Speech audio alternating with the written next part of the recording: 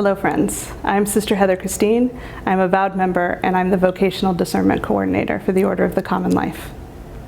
What that means is that I meet with members in formation at regular intervals in their formation from indication of interest all the way to the taking of vows, helping them discern along the way who God is creating them to be, what God is calling them to do, and the ways of life that would best nurture and support those two things.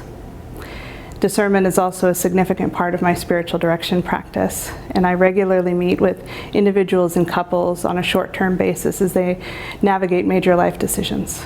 I am passionate about discernment because I think it is one of the most important skills a Christian can develop.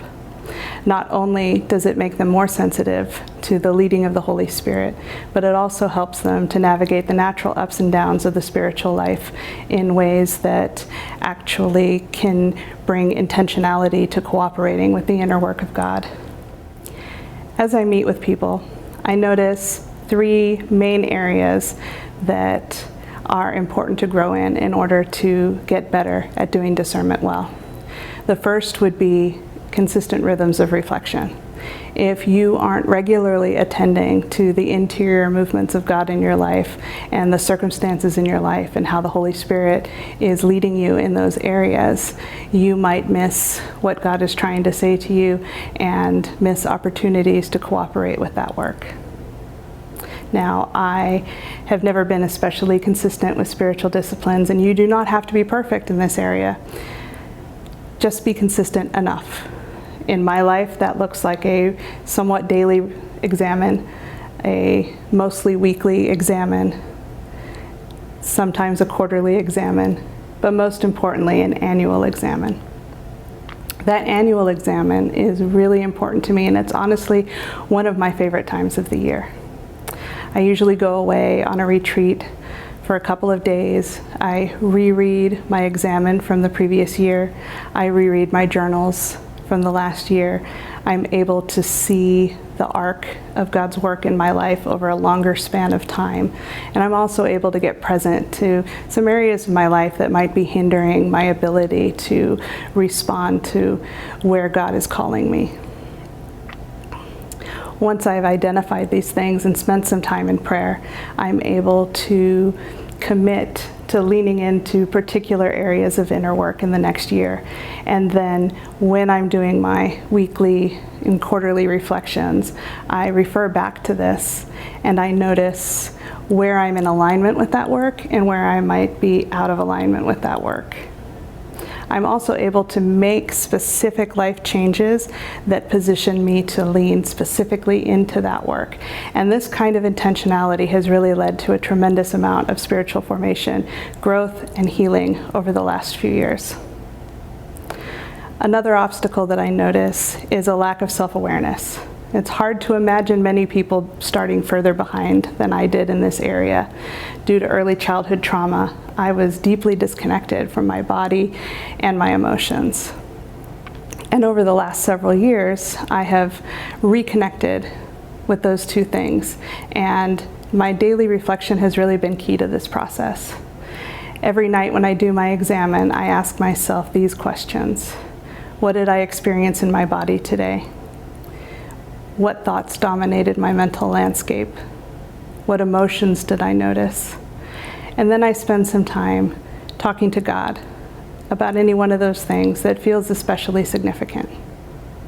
Now, as I have done this over time, I have become much better at experiencing my emotions and my bodily sensations in regular time. And honestly, this is the raw data of discernment. St. Ignatius says that someone who is oriented towards God, who is moving from good to better in their life, God will speak to them primarily in their affective experience. So that's the bodily sensations and the emotions. The enemy will primarily talk to us through our thoughts. So getting really good at the body sensations and the emotions is really key to doing discernment well. In just a few years, I have gone from being completely detached in these areas to being exceptionally connected in these areas and able to discern in real time on a daily basis. The third area that I think people need to grow in is the cultivation of a community to do discernment in. Now, I had to start from scratch 5 years ago when I moved from Los Angeles to Columbus, Ohio. I have friends back home that I can talk to, but they don't see me on a regular basis. They don't have a window into my daily life, and so their ability to help me discern is hindered by that. It's much more effective to have a community of people that you see in person on a regular basis. Now, a lot of the people in my discernment community are not a part of the order, and we don't do this in any kind of especially formal way. I just simply share what I'm noticing, and they reflect back to me what they're hearing, and I do the same for them. Over time, we have become really good at discerning together in all of our lives.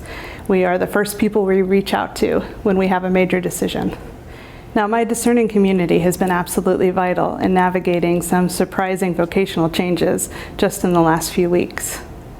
I had been volunteering at this drop-in center, working with people in active addiction on the streets of West Columbus. And I loved my time there and was really happy just volunteering once a week. However, they had a staff person quit unexpectedly, and they reached out to me and asked me to consider working there during all of their operating hours. Now, I was not looking for another job. My life felt pretty full already, but I loved being there, and I wanted to help them. I care deeply about this organization. And so I reached out to my discerning community. These are the people that I have been in regular conversation with over the last year. As I've been leaning into this work in the addiction community, they have seen and affirmed the joy that I am experiencing as I do this work. And they were also able to confirm for me that this felt deeply in alignment with what God has been calling me to do and who God has been creating me to be. I accepted the position, and near the end of the temporary contract, they invited me to stay on permanently. So again, I discerned with my discerning community because that was a much larger commitment. I had a few weeks of data in my daily examines. I was able to share like what I was noticing in my interior movements. The reflections I was getting back from the people in my community was that while the work was very challenging and demanded everything of me, there was so much joy and so much confidence in my calling. I was able to confidently accept this decision only because of my discerning community, because they had been companioning me on this journey for so long and had eyes and ears attuned to the work that God was doing in my life. I hope that this encourages you that no matter where you're starting from today, you can grow in these three key areas. You can cultivate rhythms of reflection. You can become more attuned with the physical sensations and your emotions in your experience in your body.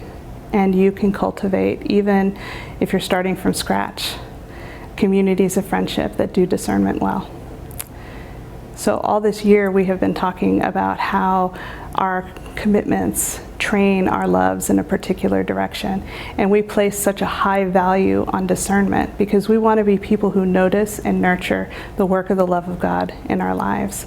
And we can only do that if we're really good at discernment. So as you reflect this month, ask yourself, what are your current rhythms of reflection? Are the things that you're noticing a regular part of conversations with your spiritual friends, and how God might be inviting you to grow in some of these areas in this next season?